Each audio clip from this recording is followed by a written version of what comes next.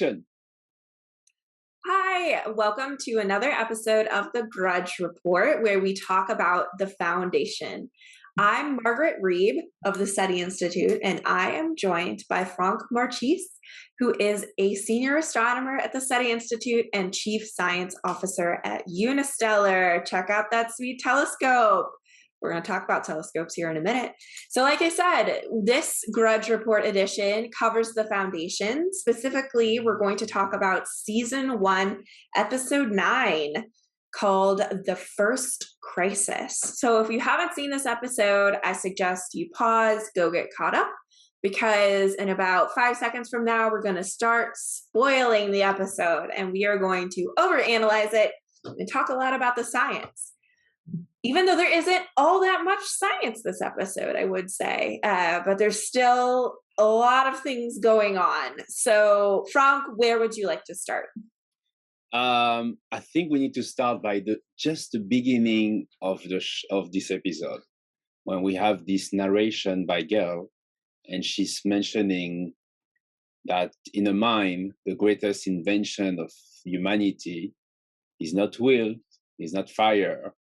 It's history, because history can be used as a weapon and can be rewritten, so you can make someone a winner, etc. It's a very interesting part of the show. I really like this monologue, in fact, because I think she's right. And I have a question for you. What for you the greatest invention of humanity? Oh my goodness. I don't think it's history. I agree with the points that she's making.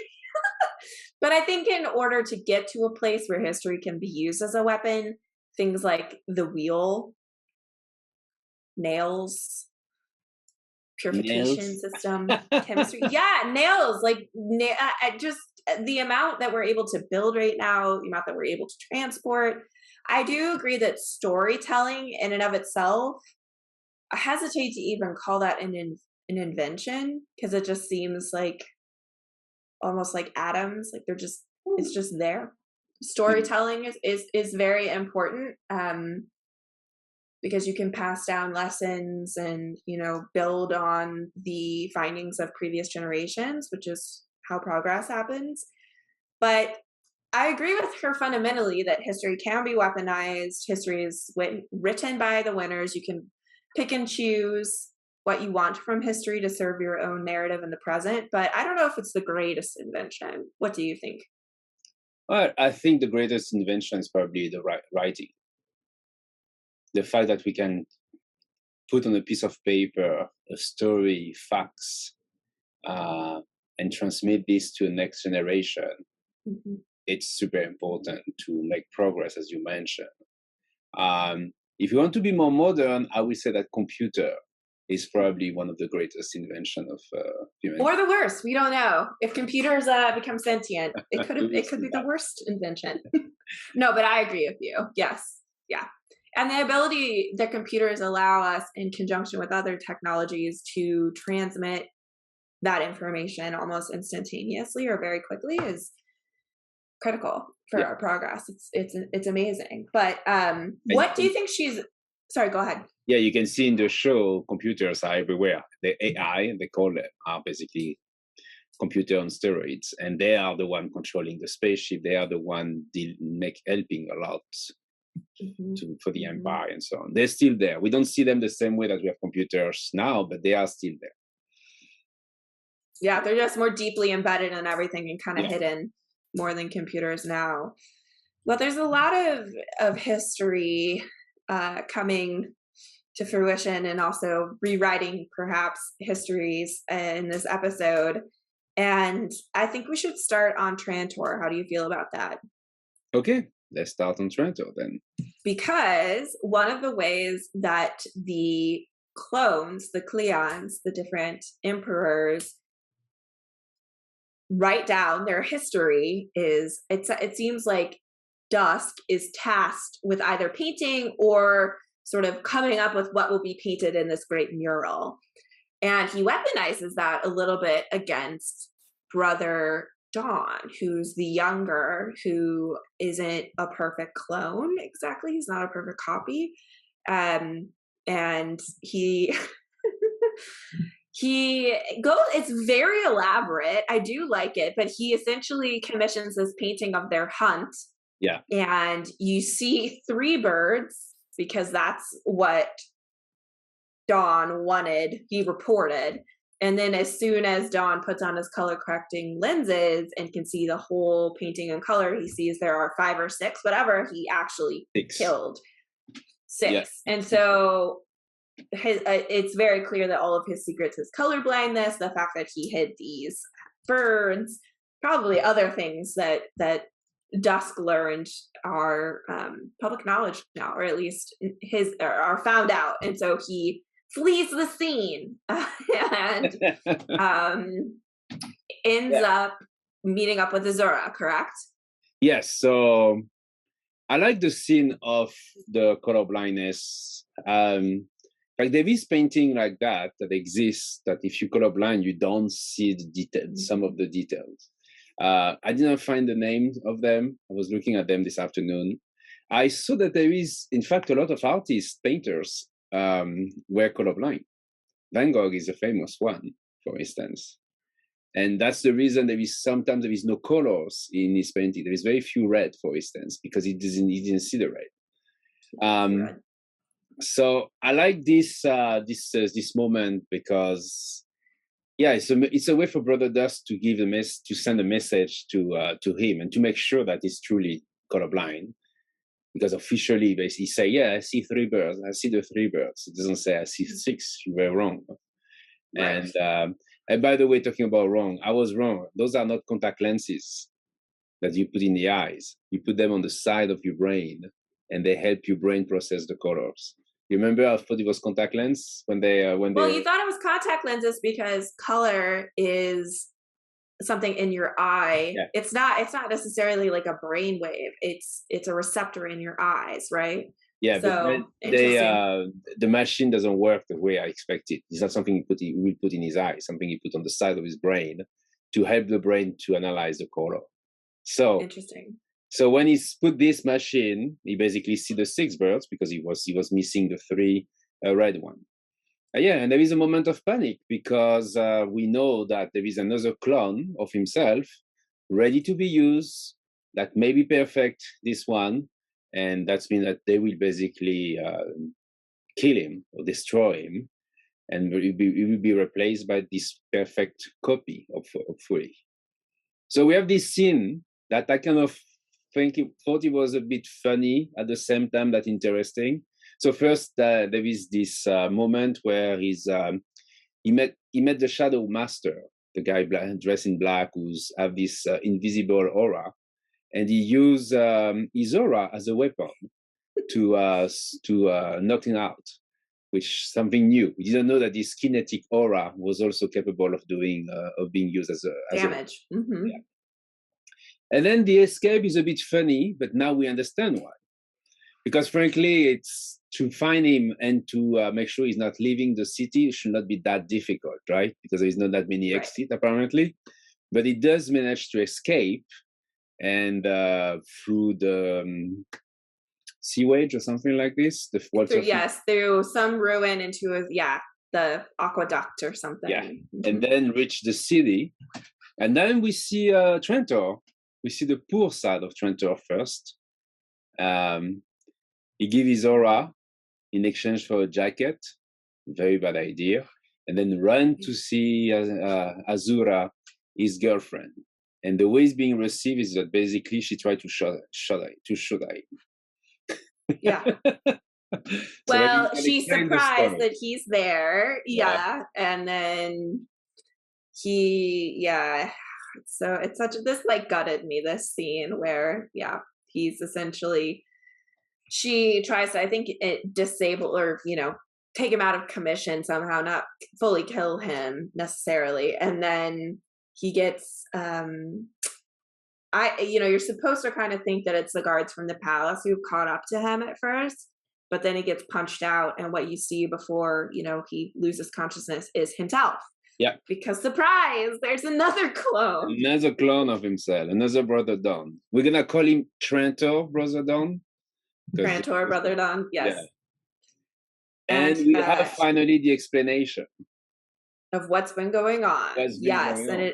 it explains a lot. I think that they laid the breadcrumbs for this narratively pretty well, but it was still quite a surprise to me because this clone was somebody smuggled DNA from the first emperor out of the castle or their capital building or whatever in order to create a perfect clone and raise him amongst these rebels. And at the same time, the rebels modified the DNA slightly of the Dawn that was going to be that lived in the castle, and that's why he's left-handed. That's why he's colorblind, because somebody messed with his DNA.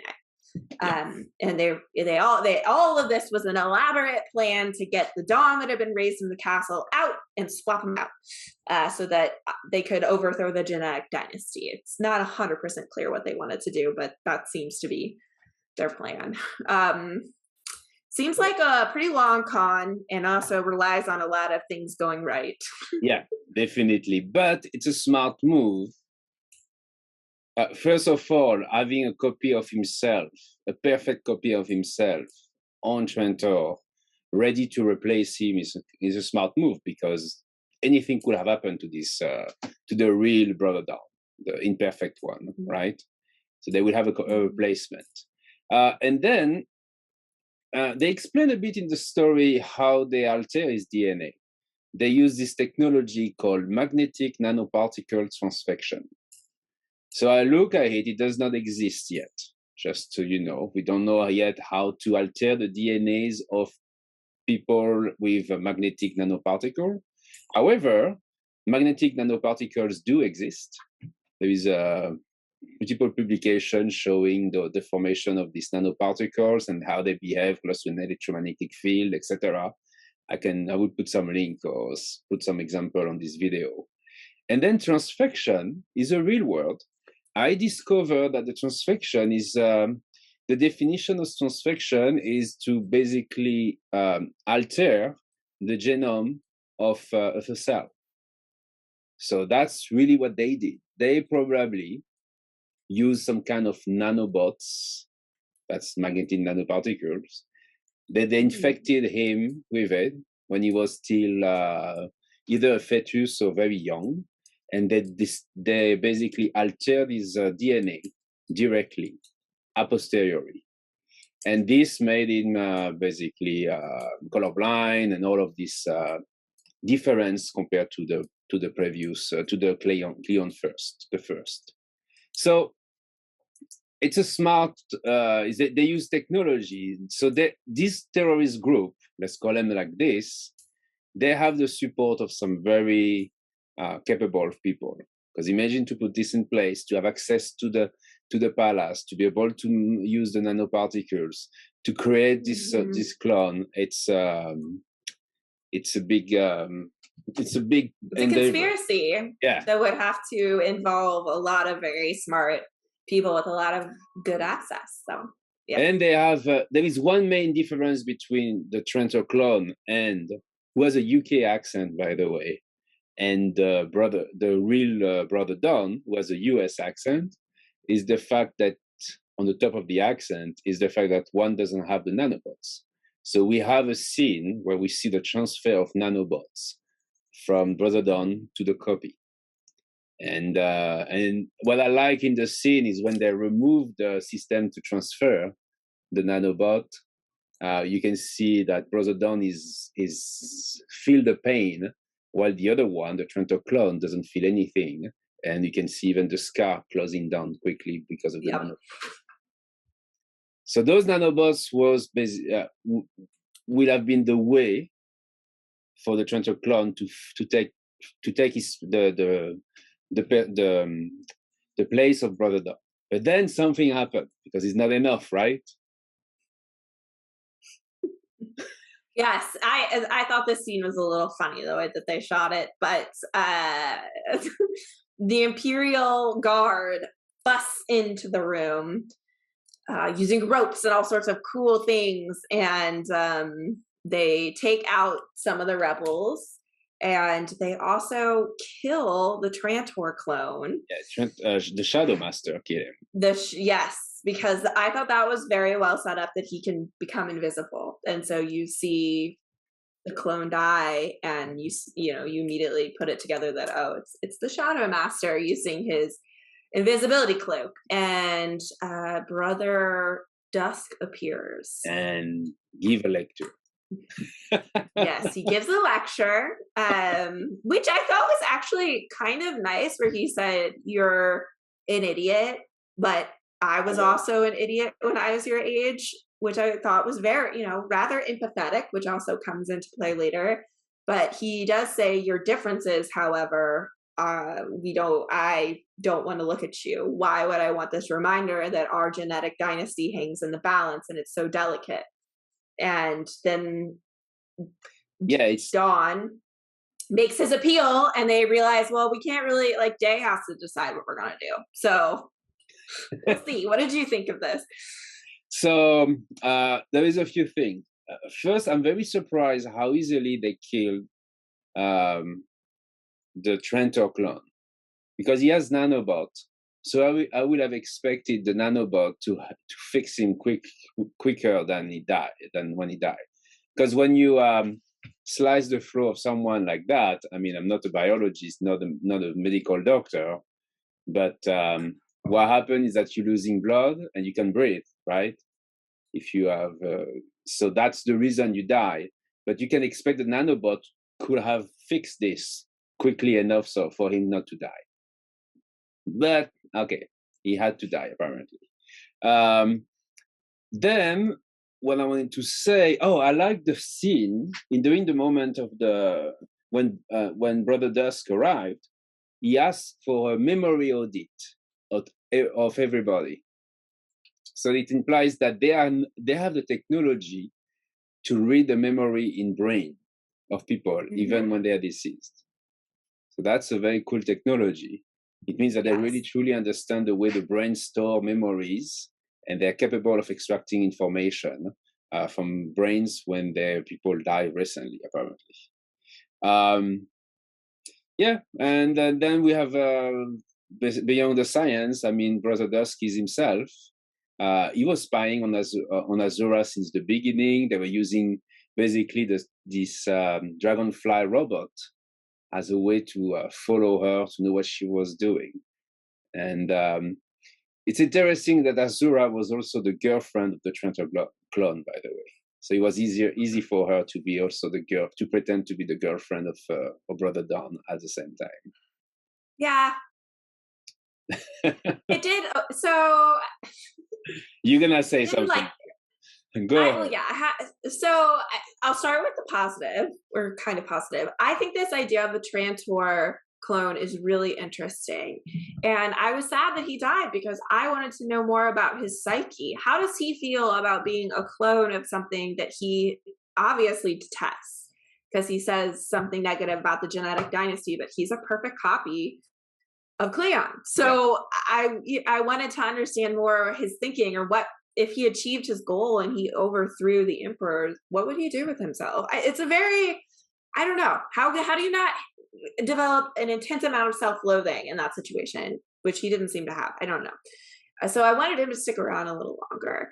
And also, I just really didn't like the scene where I don't know if you want to call him real, but Imperial Brother Dawn wakes up and they're doing the transfer, and then Azura kind of like sachets in and like cuddles up to her preferred clone. I thought that was it felt very much like a bad villain in a Bond movie, that whole setup about like, because I didn't really, she didn't seem, even later when she apologizes to the Imperial clone, she says, "I know you didn't actively do this, but thank you for the opportunity that you're giving us." She seems to not dislike him, or she's not a terrible person, but that first scene of them I just didn't like. So that's all I wanted to say. This femme fatale thing, I wasn't into it. But I thought this was interesting. And what do you think is going to happen? What do you think Day is going to say? Well, it will depend. Day is very moody. He's not like a pinnacle of stability and stable behavior, so we have no idea.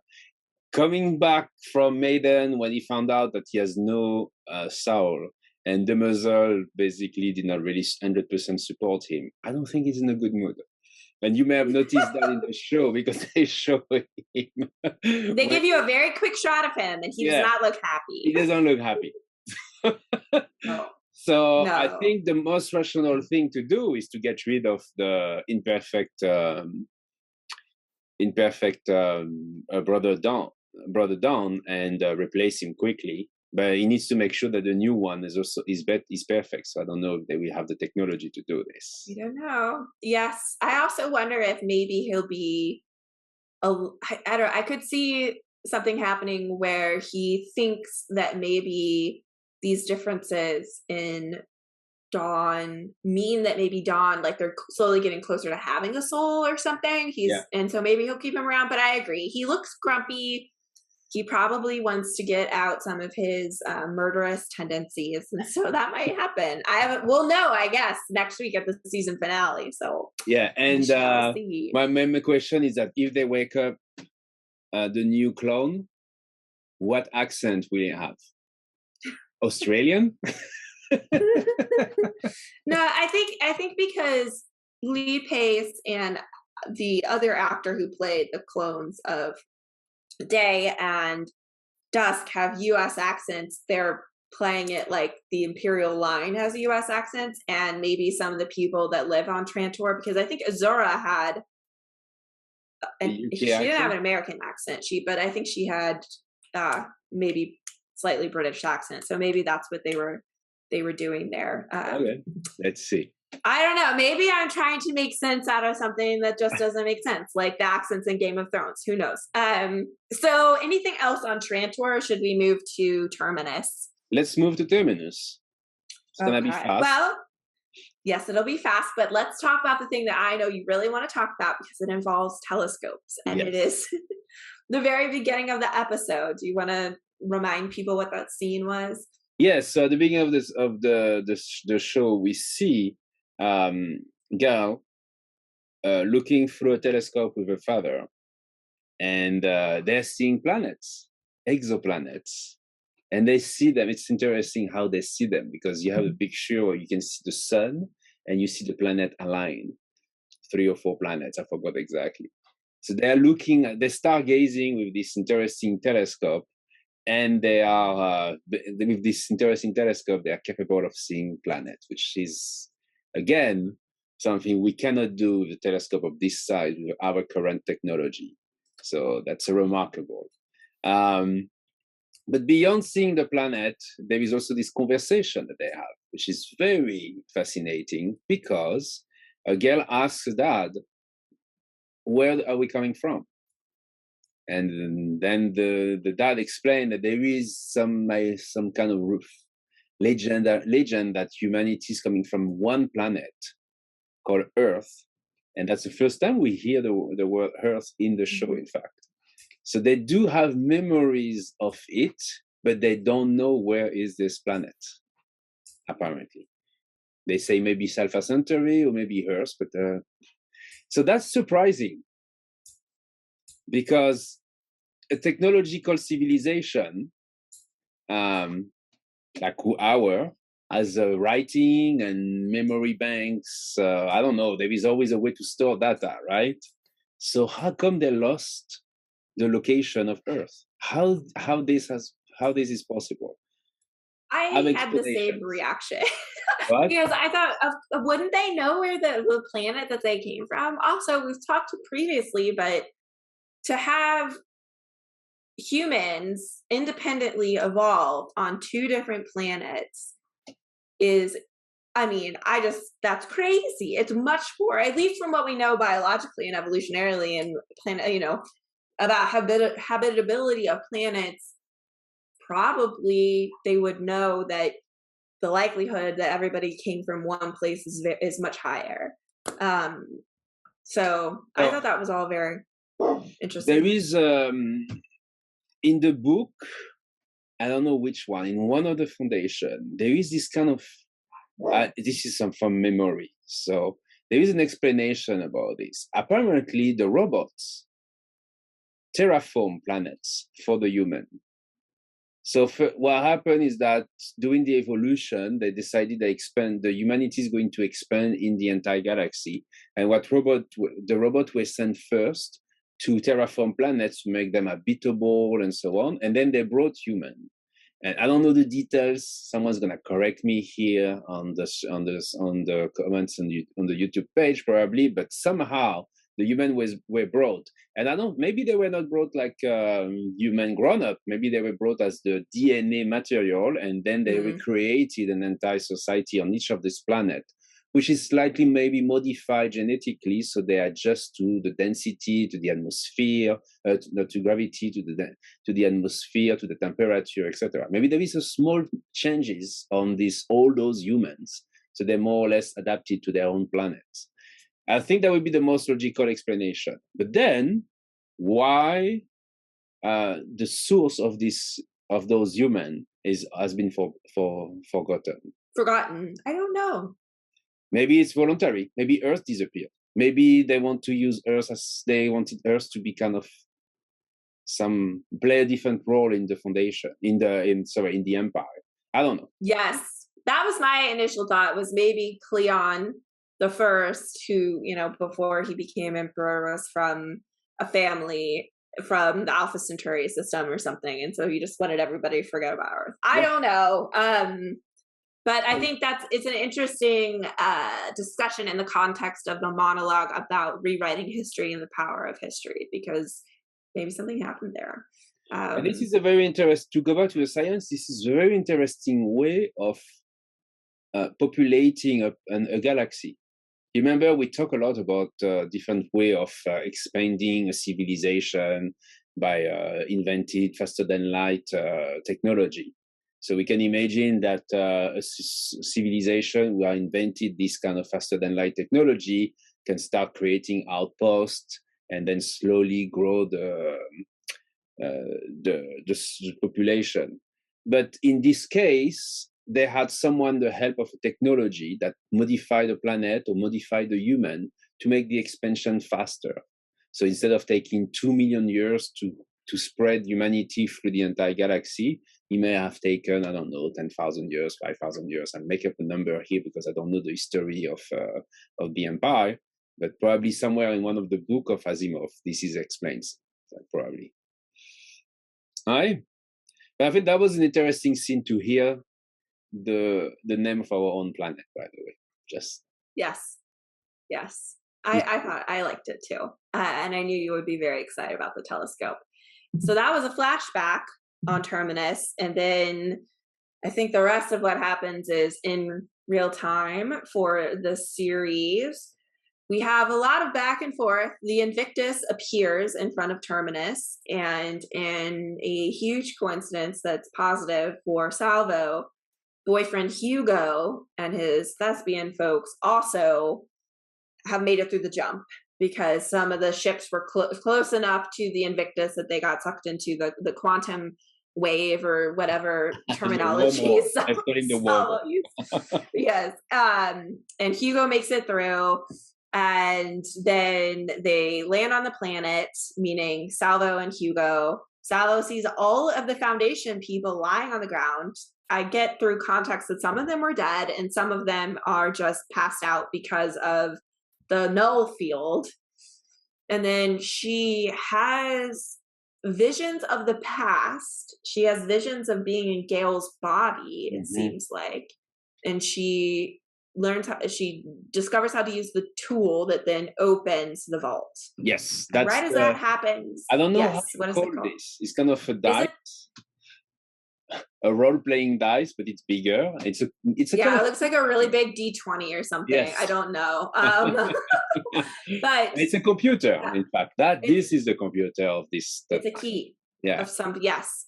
And it opens a door. But before we can go through the door, there's a big showdown between the thespians who land, the Anacreans who are on the planet and who have woken up because of the null field kind of going away due to Salvo. And of course, the Foundation folks who are caught in the middle. And this is true to the book in that the first crisis does deal with the Anacreans and the Thespians and the Foundation folks in what to do with an Imperial warship. It was a little different than this, but I did like that we finally kind of got to that point. And then something interesting happened that I didn't expect to happen. We have a death. Ah, Farah. Farah finally died. Well, yes. She's I was expecting she's driving by her emotion only. And at the beginning of the show, they talk about that. In this episode, they talk about the fact that humanity could live all together, but the reason we are not is because in the brain, in the skull, we share the logic with the emotion, and sometimes the emotions take over the logic. And Farah is totally the emotion 100% part. She has no logic in anything she's doing. She just has one call, destroy the empire. Even she kill like an entire sector of the galaxy for the goal, she will do it. The conversation that Salvo had first in the spaceship with the commander of, and she explained to him that she's gonna kill everybody and you are gonna lose your family. Had an impact. And then the second conversation she had, where she basically said, we need this imperial ship. It's extremely important for all of us. So we need to work all together to restore it, to make it work. I don't know what they want to do with it. So she's proposing a plan, which is logic, in fact. During the scene, and before, we see something interesting. There's a lot of contextual clues that the thespians are actually more technologically advanced, perhaps, than the Anacreons. And one of the things that I thought was interesting was how they could control their ship guns with this handheld device. The remote control. And there's also some conversation about, well, Salvo wants Hugo and his friends, the thespians, to try and figure out how to keep the Invictus from jumping randomly, right? So, what do you make of that? Yeah, they enter in the spaceship, Imperial spaceship, and he say, okay, make sure that he doesn't jump again. Disable the warp drive. So the thespians have still good knowledge of technology, obviously, because they're capable of doing that. And also, the spaceship is significantly better in terms of the technology than what we have seen so far. The way they move, they have a weird shape. I don't know what, but then I thought about Dune when I saw those ships. Yeah, you make me think about Dune too. Yeah. Yes. But yeah, so the Thespians are a technological civilization. We kind of now 100% sure about that, and they did not forget completely all the knowledge they had compared to the Anacreon, which are extremely. I lost basically most of it. Something interesting is that Anacreon is the name of the planet and it's the name of the people. And it's not the case. Terminus, the name of the people are Termini. We know that because Harry said when he arrived. Oh, I revealed the end. Sorry. And that's then for the Thespian, it's Thespia, something like that. I just mentioned this because people of Earth are not called Earth. They are called Earthlings, yeah. So it's interesting how we're gonna call people of the planet in the future. In fact, we need to think about. Yes, because we say Martian, and then Venusian. Is that how you say? Yeah, we say Venusian, but we don't say Jupiterian. It's gonna be weird. Alpha Centaurian, which is Alpha Centaurian probably. But we wouldn't say Plutonian because Pluto's no longer a planet. Yeah, it's not a planet anyway. Some people. Let's not talk about this again. You're gonna cry. Yes, it is. It is interesting. It's the same with countries and even states or provinces, right? Yeah. Because I don't know if there are grammatical rules about that or if it's just simply whatever rolls off the tongue better and communally is decided upon. They also can't really. They can't be called thespians because that's like an actor. But yeah, so why don't we dive into what happens the very end from? Well, I just said it, so go ahead. So say it again, loud for the people in the back. So we finally know what there is in the vault. So the vault is deactivated and then kind of open and land or crash, I don't know, so slow motion landing. And then we have this kind of spark of lightning, I don't know, and then Harry came out of it. So is that Harry? I don't think so.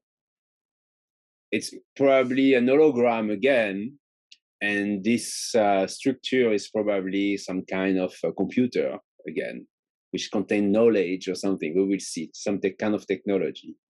I don't think he's he's only an hologram, because he walks far away from it. We will see. It's not gonna be practical if it's just an hologram that has to stay around the vault for the rest of the show. So we see. What do you think? So in the book, it's treated differently, and I like what they do in the book, but this is clearly not it. So I'm trying not to let that color what I'm thinking. I think it would be interesting if he was a clone. That will not be surprising to me. Yeah. So in the book, Harry comes back with messages, right?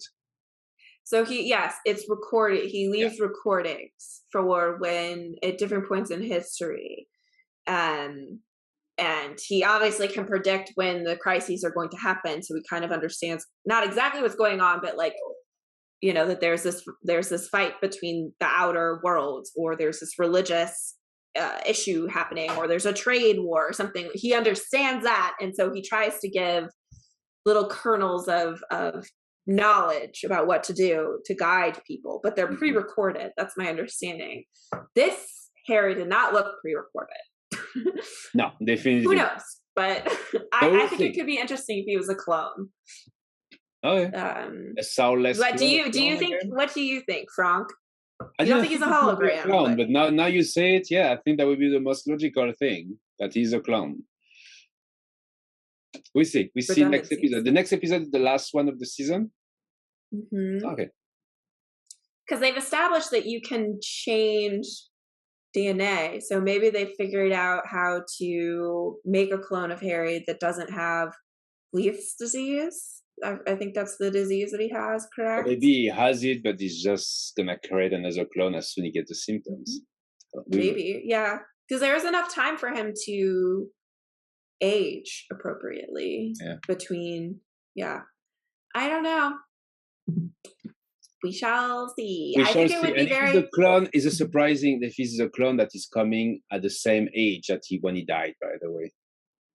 Well, that's what, so that's kind of a wrench in the whole clone thing. I think it would be interesting because Harry was telling the emperors to end their genetic dynasty, and if he were to clone himself, I think that would raise interesting issues. But maybe he's some sort of computer-generated person. I don't know. Hologram, something.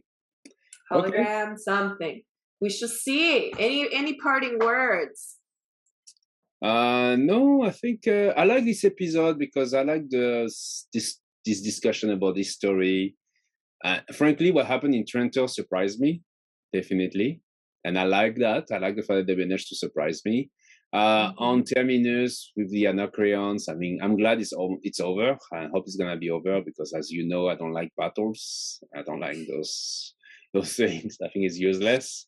So I'm glad we're gonna have an interesting story, because if they truly work together to fix this spaceship and to do things together, we see there is some political issues that are gonna come out of that, because those are three nations that cannot work together.